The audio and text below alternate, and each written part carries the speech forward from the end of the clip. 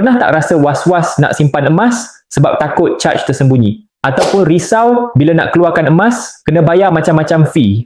Sebenarnya, simpan emas dengan akaun Gap Public Gold sangat mudah dan telus. Bayangkan Gap Public Gold ni macam almari peribadi yang penuh dengan emas fizikal. Kunci di tangan kita, nak buka bila-bila masa tak kena charge pun. Tak ada charge bulanan, tak ada charge simpanan. Bayangkan pula bila nak keluarkan emas tu, macam ambil barang dari almari yang disimpan rapi. Cuma ada dua charge kecil je, gold premium atau kos upah dan pos berinsurans untuk emas berat di bawah 5 dinar.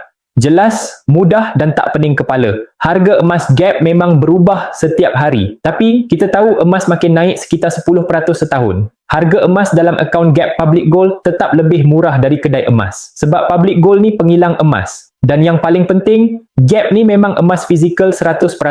Beli emas, dapat emas, bukan dapat nombor atas skrin. Dah 17 tahun Public Gold beroperasi dan tak ada seorang pun dari 1.8 juta penyimpan yang tak dapat emas mereka.